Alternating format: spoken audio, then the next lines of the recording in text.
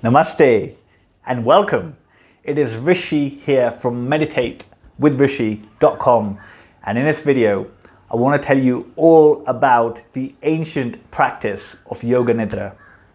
The reason I'm doing this video is Yoga Nidra is one of the most powerful ways to transform your inner personality and hence transform your outer reality. Okay? So let's get to it. What is Yoga Nidra? You've probably heard of it as psychic sleep or yogic sleep, but Yoga Nidra, right? Yoga means union. Yoga means one-pointed awareness. And Nidra means sleep.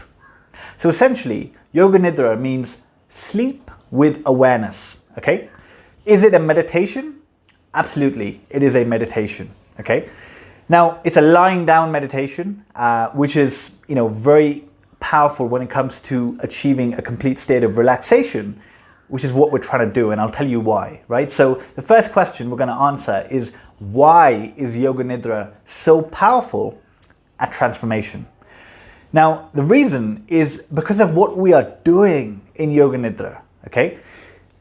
What we're doing, right? So modern science now is saying that the way that we behave, the actions that we take, our habits, the way that we operate in this world, that essentially, leads to the reality that we have, right?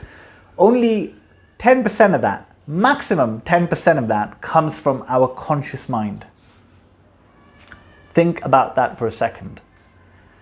Only 10% of everything that you do is coming from the conscious part of your mind. The other 90% of what drives everything that we do happens from the unconscious and the subconscious aspect, which means that we have no control over these things. This is why two people can react completely differently to the same situation. One person remains completely calm, composed. The other person gets angry, irritated, and goes in a downward spiral.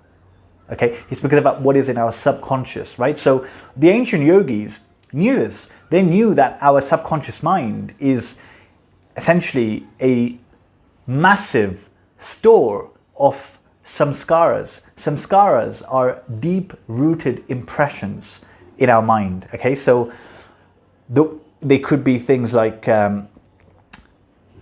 trauma that we faced in the past, okay?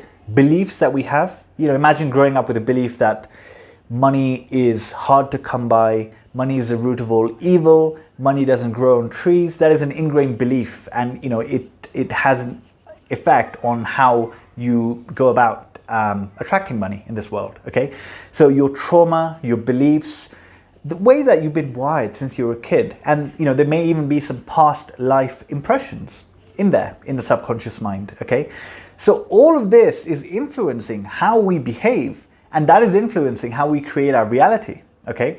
So if we want to change our reality to a more positive one, then doesn't it make more sense to, instead of use the 10%, the conscious level, why not change the 90%, which is anyway, driving 90% of our actions, right? That's common sense, isn't it, right?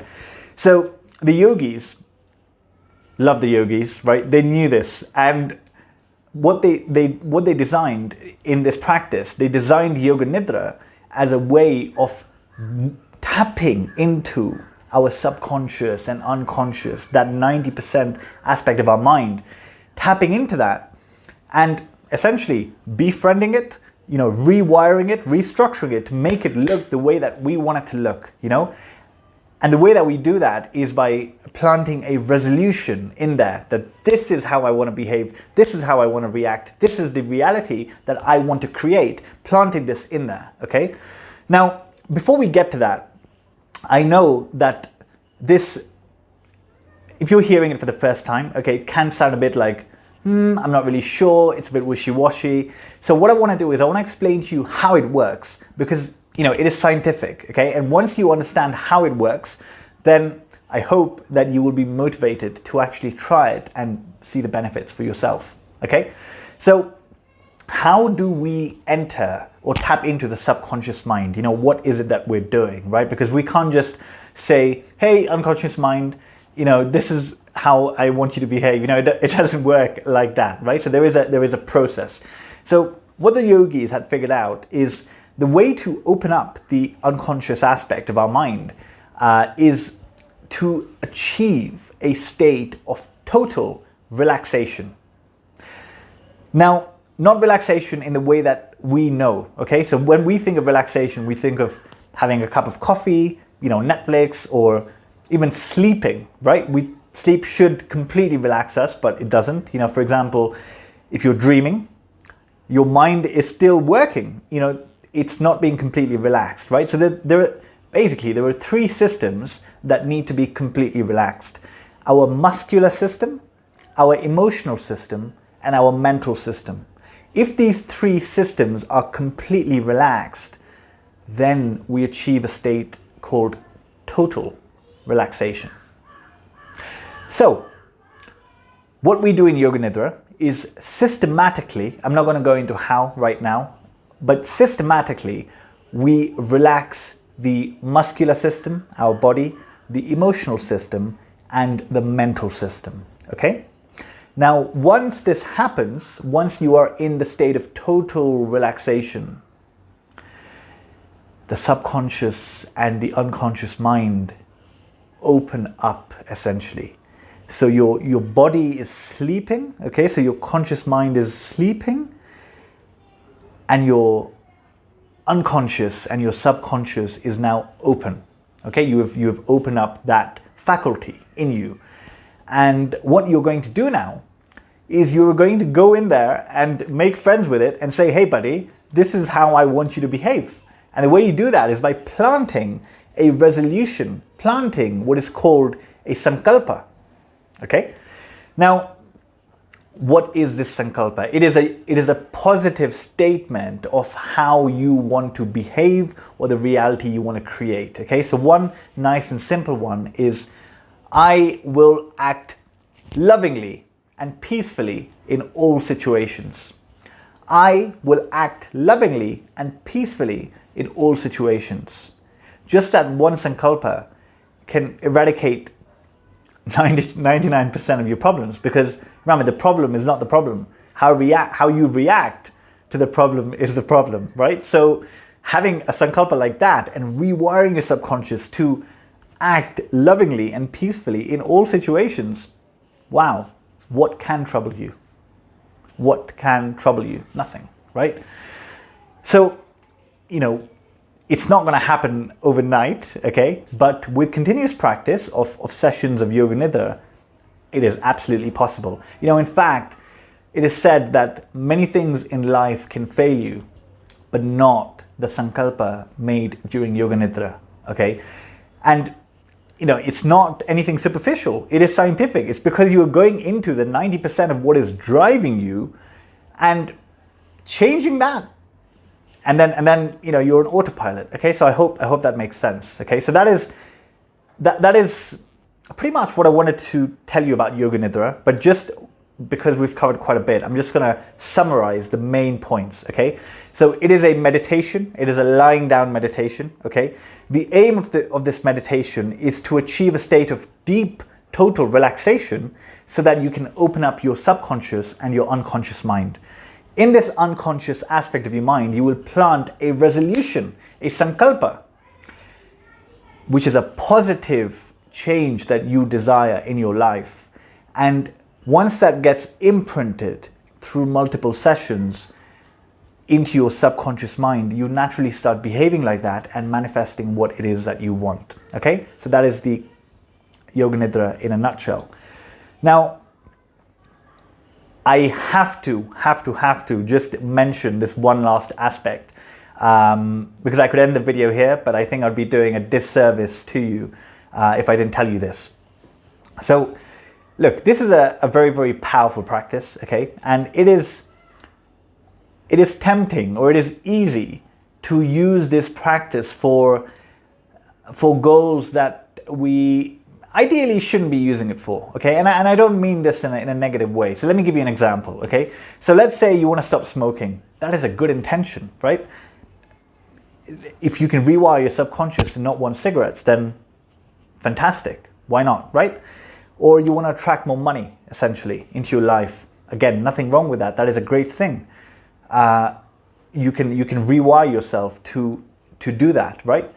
But the reason I'm saying is that those are not the ideal sankalpas, the ideal resolutions we should be making, is because it's kind of like, we're limiting ourselves, because it's like going to an ocean and just filling a small cup of water when you could have the entire ocean. Okay, so what do I mean by this?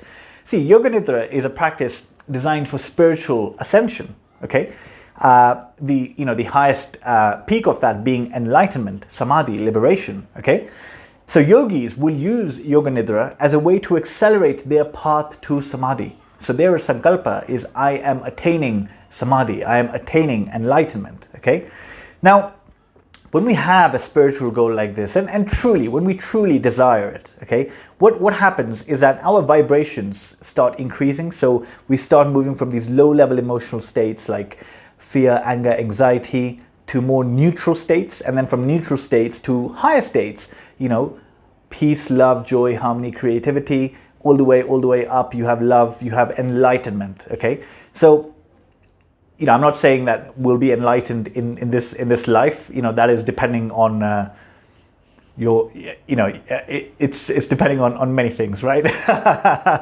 But what I am saying is that when we reach the highest states, if we reach the state of love, for example, and peace, those vibrations are what attract what you are looking for. If you're looking for money, if you're looking for love, if you're looking for anything, the new house, the new job, the new car, anything material that you can think of, or habitual that you can think of, positive, will naturally be attracted to those vibrations, because like attracts like, okay? So what I'm saying is that if you're going to be spending your time, 45 minutes every day or a few times a week on a Yoga Nidra session, then why waste your sankalpa on something small when you could achieve that something small by achieving a bigger goal automatically? It is all encompassing, okay? And just, we must remember that this practice was designed by the ancient yogis. It was designed for spiritual ascension. And, to really benefit from the practice, we must respect the practice. We must pay homage to the yogis, and we must do it with purity, because when we do it with purity, then, everything that we desire or don't desire comes to us. But when there is no purity, and when there is an element of greed and selfishness and trying to manipulate things, forget it. It's not going to happen. Nobody can fool the universe. That is divinity. Okay, so that is it. That's it. I just wanted to share this practice with you. I really hope you do it. Okay, final point. How can you do it? Right now, look. You can go to YouTube. There are a few Yoga Nidra meditations there, which, some of them are good. I'm also running classes myself. Okay, so if you prefer the live aspect, or, you just like the sound of my voice and you want to try it out a class with me, then you're very welcome to. So if you go to meditatewithrishi.com, and just look at the drop-in classes. I'm running them twice a week, morning time UK, so you can join that. Now if you can't make those times, no problem. I've got a monthly pass going, which you buy the monthly pass. It's a monthly membership, and it gives you access to all the live classes if you can make them, and if you can't make them, then it gives you access to all the recordings, so that you can practice in your own time at your own convenience. Okay, so that is it. I'm gonna be out of here. Thank you for listening. A lot of love to you. Namaste.